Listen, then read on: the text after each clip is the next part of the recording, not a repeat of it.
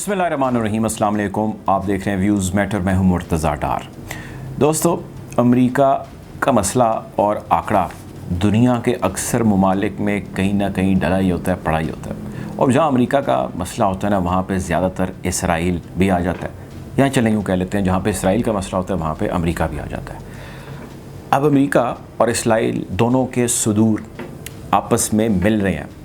पहली बाज़ाब्ता formal official meeting है। उधर से अमेरिका से नए सदर आए, इधर इसराइल से नए सदर आए। इन दोनों ने वाशिंगटन में आज मुलाकात की है। बहुत अहम मुलाकात है और मुलाकात सिर्फ एक मुल्क है जिसकी वजह से हो रही है। ये मैं नहीं कह रहा, ये दुनिया के तमाम अखबारात कह रहे हैं, बल्कि इन ममालिक के अखबारात भी कह रहे हैं। वो मुलाकात हो रही है ईरान की वजह से। अब पहली चीज़ सिर्फ आप ये देखिए कि एक वो मुल्क जिसकी वजह से इन दुनिया के दो बड़े मुल्कों को, जिसमें से एक सुपर पावर है, उनको बैठ के बात करनी पड़ रही है, तो उस मुल्क ने इनको कितना टफ़ टाइम दिया होगा।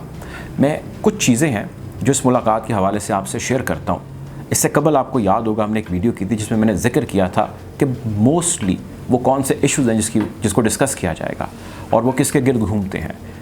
जैसा मैंने जिक्र किया, वो ईरान के गिर्द घूमते हैं। मिसाल के तौर पर लेबनान में हिज़्बुल्लाह ताकतवर हो रही है। हिज़्बुल्लाह ईरान से तेल भी ले रही है और ईरानियन बैक्ड हुकूमत भी आ रही है। वही लेबनान जो कभी अमेरिका के हाथ में यूं था। रिसेंटली सीरिया में अमेरिकन और इजरायली एरियाज़ पे ड्रोन मक्खियों की तरह फ्लाई करते हैं। वो एक आधा मार देते हैं, लेकिन वो फ्लाई कर रहे हैं। हर मालूमात उनके पास है, ईरानियों के पास। सीरिया बहुत पैसा खर्च किया, बिलियंस ऑफ डॉलर्स। रिजल्ट, मक्खियों की तरह ड्रोन फ्लाई कर रहे हैं और हर इंफॉर्मेशन ले रहे हैं। गज़ा, फ़लस्तीन का पुराना मसला, गज़ा की रिटेलिएटरी जो बॉडी है हमास, वो ईरान के एक इशारे के बगैर नहीं चलती, उसकी फंडिंग के बगैर नहीं चलती। हमास के लीडर इस्माइल हानिया यूं ही हैं जिस तरह एम्बेसडर ऑफ ईरान अपॉइंट किए गए हों यहाँ पे। ये मैं नहीं, ये दुनिया भर के अखबारात कहते हैं और वो ख़ुद भी ओन करते हैं, हमने कई बयानात में कह चुके हैं। जापान अपकमिंग कंट्री है जो ईरान के साथ अनफ्रीज़ करने जा रहा है अपने अकाउंट्स, अपने तमाम मामलात। और पहली किस्त उसने जो ईरान को देनी है वो $3 बिलियन की है। कोई लोन नहीं देना, जो तेल गया ना ईरान का, उसके पैसे आने, उसकी पेमेंट आनी है। अगर ये अनफ्रीज़ हो जाता है और एक पेमेंट और ऐसी मल्टीपल पेमेंट्स है और ईरान के साथ जापान के ताल्लुकात अगर नॉर्मलाइज हो जाते हैं, अभी रुके हैं क्योंकि अमेरिका ने पाबंदियां लगा रखी और दुनिया के ममालिक ने ट्रांजैक्शंस रोक दी ईरान के साथ, तो ईरान अगर अपनी डिप्लोमेसी तगड़ी कर लेता है, जिस तरह आप अपनी पिक्चर्स भी देख रहे हैं, प्रेसिडेंट इब्राहिम रईसी की मुलाकातें टॉप नॉच क़यादत से हो रही हैं जापान की, या और मुल्कों से भी शुरू हो जाता है मसला, तो भाई there is something missing somewhere. America और इसराइल को इसके ऊपर अपनी पॉलिसी दुरुस्त करनी होगी। वो अपनी पॉलिसी इसके ऊपर गलत बनाए रखे हुए है। अब इस मुलाकात के अंदर एक स्टेटमेंट आई है ऑफिशियल, जिसका इस वक्त फ्लैश आउट किया जा रहा है, प्रचार किया जा रहा है हर जगह पे। वो बाइडन की स्टेटमेंट है। बाइडन कहता है डिप्लोमेसी फर्स्ट ईरान के मामले पे, कि यानी हम सिफारती ताल्लुकात को पहले एक्सरसाइज करना चाहते हैं, जे नहीं तो फिर असी ऐसी दी तैसी करांगे। यानी कि उसने ऑफिशियल बयान ये दिया है, तो हम दीगर रास्ते अपनाएंगे। वो दीगर रास्ते क्या होंगे? क्या वो हमला कर देगा ईरान के ऊपर, ड्रोन मारेगा ईरान के ऊपर, मिसाइल मारेगा ईरान के ऊपर, कोई जहाज़ से बमबारी होगी, क्या ऐसा होगा? या वो कोई ऐसी इकनॉमिक मज़ीद सैंक्शन ले आएगा कि जी वो बिल्कुल जो है गुजारा कर ही नहीं सकेंगे अगले कुछ महीनों के अंदर? या वो कुछ और ऐसी चाल चलेगा कि वो इन दोनों से ज़्यादा ख़तरनाक साबित हो? क्या करेगा? इसका जिक्र अमेरिका ने अभी नहीं किया। इसको आप धमकी कह लें, कोई उसकी प्लानिंग कह लें, लेकिन ग्राउंड रियलिटी क्या है वो मैं आपसे थोड़ी सी शेयर करता हूँ। ग्राउंड रियलिटी ये है, अमेरिका ये चाहता है, भाई देखो ईरान भाई, आप हमारे साथ बैठो, बड़ा लड़ लिया, आपको बड़ा इस्तेमाल कर लिया, बड़े मसले मसाइल हैं, आपका एक ही मसला है, सारी दुनिया को है। और जो हमारा कज़न है ना इज़राइल, वो बड़ा परेशान है बेचारा। हमारा कज़न ये कहता है कि भाई ये एटम बम बना रहे हैं और इन्होंने हमें मार देना। तो भाई अगर तो तुमने बना लिया है तो चुप, उसको दबा दो कहीं पे। और अगर तुमने नहीं बनाया और तुम बना रहे हो तो यार ये हाथ जोड़े हैं, इसको मत बनाओ।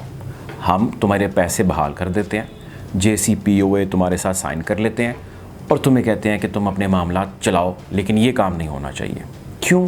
क्योंकि हम इस वक्त बाकी जगहों पे बहुत फंसे हैं। अफ़गानिस्तान में हम चाइना को नकेल डालने की और दूसरे तरीक़ों से कोशिश कर रहे हैं, हम डिस्टर्ब हो जाते हैं, पैसा भी लगता है, ट्रिलियन ऑफ डॉलर्स लगते हैं, बंदे भी मारे जाते हैं, ज़लालत हमारे गले में और आती है। तो प्लीज़ स्टॉप इट। उनका कज़न अमेरिका का, वो ये कहता है भाई ये आप क्या बात कर रहे हैं, ये मुल्क तो या ये दुश्मन तो हमें मार देगा। आपकी बात आज सुन लेगा ये और कहेगा हाँ हाँ आप मुआहदा कर लें, मैं नहीं करूँगा, लेकिन ये ऐसा है कि इसने ऐसा करना ही है, ये गलत बयानी करेगा, जो मर्ज़ी कर ले। और अगर आपने इसके साथ दोस्ती की या ऐसा कोई मुआहदा किया तो आप और मैं कज़न आज के बाद नहीं रहेंगे। अगर आपने ऐसा ना किया तो मैं फ़लानी मासी को और फ़लाने जो है वो अंकल को शिकायत लगा दूँगा। ये फ़लानी मासियाँ फ़लाने अंकल वो हैं जिनको दुनिया के बिग 5 कहा जाता है। एक ख़याल ये किया जाता है कि दुनिया के 5 बड़े मल्टी ट्रिलियनियर्स हैं जो दुनिया को चलाते हैं, उनकी इकॉनमी चलाते हैं। इस पर कभी हम वीडियो बनाएंगे, आपको बताऊंगा ये सारा निज़ाम किस तरह ट्रिकल डाउन होता है। लेकिन उसका पहला ठेकेदार दुनिया के अंदर इज़राइल है, ज्यूज़ उसके पहले ठेकेदार हैं। अब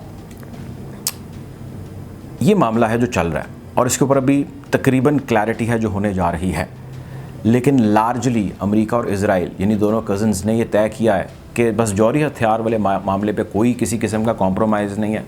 हम थोड़ा सा वेट करते हैं और देखते हैं कि दुश्मन की जानिब से एक नया सालार आया जिसका नाम इब्राहिम रईसी है, वो हम पे हमला किस तरह करता है, उसका कितना कारी किस्म का जो है वो ज़रब लगाता है। हमने सिर्फ गेज वो करना है उसकी कैपेबिलिटी, उसकी टेंडेंसी, वो 6-8 महीने में हो जाएगी और उसके बाद हम फाइनली उस ऑब्जेक्टिव की जानिब बढ़ पड़ेंगे। तो इस मुलाकात का खुलासा लुब्बिलबाब ये था, हमारे गले में जितनी ज़लालत थी, जितने तो डलने थे वो तो डल गए। सो अब let's wait for a while और उसके बाद एक्शन लेंगे हम। एक्शन के रिएक्शन क्या होंगे इसके बारे में फिर कभी बात करेंगे हम। एक चीज़ आपसे शेयर करता हूँ अगली, वो ये है कि अब ये दोनों मुल्कों के सरबराहान मिल रहे हैं, एक मुल्क की वजह से मिल रहे हैं और उस मुल्क से जुड़े 6 मसले मैंने आपको भी फ़ौरन गिना दिए जो पिछले 6 हफ्ते बल्कि क्या 6-7 दिन के अंदर भी डेवलपमेंट्स कुछ ऐसी हुई हैं। अब एक और इसी मुल्क से जुड़ी चीज़ है, वो ये है ईरान से कि इसने नया एयर डिफेंस यूनिट इंट्रोड्यूस किया है और ये इंस्टॉल किया गया है पहाड़ों में, जंगलों में, जहाँ पे कायम है फर्दो न्यूक्लियर यूनिट या फर्दो न्यूक्लियर साइट ईरान की। ये वो है जहाँ पे न्यूक्लियर जौहरी एनरिचमेंट होती है, ईरान यहाँ से करता है। और यहाँ पे सेंट्रीफ्यूज जो हैं वो 320 इंस्टॉल्ड हैं, यानी 320। ईरान ने 1000 और सेंट्रीफ्यूज यहाँ पे इंस्टॉल करने का ऐलान किया। 1000 और 320 कितने हुए? 1320। 320 से ये 20% यूरेनियम की अफजाइश करता है, 20%। आप अब इसको ज़रब दे लीजिए और हिसाब किताब आप मुझसे बेहतर जानते हैं, आप ये कर लें तो आपको पता लग जाएगा कि इसकी 20% से एनरिचमेंट 1000 और सेंट्रीफ्यूज लगने से कितने फ़ीसद पर चली जाएगी। तो ये प्लांट कितना ताकतवर हो जाएगा, वही ताकतवर या उसी कैपेसिटी तक पहुंच जाएगा जिससे जिन कज़न्स का मैंने जिक्र किया वो बहुत ज़्यादा डरते हैं। दूसरा एक और प्लांट है नेथन्स भी कहते हैं कुछ लोग। इसके बारे में कहा जाता है कि यहाँ से 60% यूरेनियम एनरिचमेंट ऑलरेडी हो रही है और इसको बढ़ाए जाने का इरादा है। जब आप अपने किसी ऐसे किले से या जगह से कोई भी एक्टिविटी या काम कर रहे हो और आपकी वहाँ पे कंसंट्रेशन हो तो ऐसे ख़तरात लाहक होते हैं कि दुश्मन आपके उस किले पे हमला कर सकता है, उस जगह को नुकसान पहुँचा सकता है, वहाँ पे जो भी वो डैमेजेस हैं वो करने की कोशिश कर सकता है। उसको काउंटर करने के लिए ग्राउंड पे अगर समंदर है पास या पानी है तो पानी में, या वो फ़िज़ा से आ सकता है तो फ़िज़ा में आप ब्लॉकेट लगाते हैं, रुकावटें लगाते हैं। और फ़िज़ा की रुकावट होती है एयर डिफेंस सिस्टम, यानी कि उसमें iron dome kind of technology है जिससे वो हवा में ही मुअल्लक जितनी भी चीज़ें हैं उसको ज़ेर कर देता है, उन पर अटैक ऑटोमेटिक सिस्टम से करता है और उनको गिरा देता है। ईरान ने वो इंस्टॉल किया। इज़राइल के अखबारात आप देखें, बल्कि कुछ कटिंग्स भी चल रही होंगी, अगर आप इस खबरों को पढ़ेंगे तो ये मुख्तसरन आपको बताते हैं, बड़ी लंबी खबरें लिखते हैं ईरान के अगेंस्ट। ये कहते हैं भाई कि अब देखो ना हम कहाँ मीटिंग्स कर रहे हैं, हम क्या क्या प्लानिंग पॉलिसी कर रहे हैं और ये बैठे अपने जो हथियार हैं उनको इंस्टॉल करी जा रहे हैं, अपने जंगी बेड़े को तगड़ा करी जा रहे हैं, न्यूक्लियर एनरिचमेंट करी जा रहे हैं, अपने जो मिसाइल प्रोग्राम है उसको स्ट्रॉन्ग किए जा रहे हैं, अपनी ड्रोन टेक्नोलॉजी को तगड़ा किए जा रहे हैं। ये क्या बकवास चल रही है। ये एग्जैक्ट वो परेशानी है जो इजरायली और अमेरिकी हलकों में पाई जाती है। मेरे ज़ाती तौर पे जो इसराइल में कुछ सहाफ़ियों और थिंक टैंक से रवाबित होते हैं और अमेरिका में भी होते हैं, जो इनको मशवरे देने या पॉलिसी साजी में किसी ना किसी तरह डायरेक्टली या इनडायरेक्टली कंट्रीब्यूटर रहते हैं, वो भी एग्जैक्ट इन्हीं चीज़ों की तर्जुमानी करते हैं जो मैं आपसे शेयर कर रहा हूँ। सो परेशानी है अमेरिका में, इजराइल में, और बहुत ज़्यादा है। और उस परेशानी में यकीनी तौर पे ऐसा नहीं है कि ईरान के लिए परेशानी नहीं है, वो परेशानी ईरान के लिए भी है, क्योंकि जिस शख्स ने आप पे यलगार डायरेक्टली या इनडायरेक्टली करनी है, अभी नहीं तो कभी करनी है, आपको उससे काउंटर करने के लिए अपने आप को हर हवाले से तगड़ा करना होगा। आपका जज्बा बिल्कुल अपनी जगह, आपकी ताकत अपनी जगह, आपका जज्बा ईमानी आपकी अपनी जगह, लेकिन बहुत सारे मसले मसाइल हैं जो आज के इस नए दौर में जुड़े हैं। तो ईरान अभी उनमें कोसों दूर है, उसको तगड़ा होना है और उसके लिए उसको स्ट्रैटेजी बनानी है, और यकीनन वो बना रहे होंगे। हम कोशिश करेंगे खित्ते की बदलती सूरत हाल के हवाले से आपको अपडेट रखें। ये वीडियो अच्छी लगी है तो उस चैनल को लाइक करें, सब्सक्राइब करें, ताकि ऐसी मज़ीद वीडियोज़ आप तक बर वक्त पहुँच सकें। अपना ख्याल रखें, दुआ में याद रखें। अल्लाह हाफ़िज़।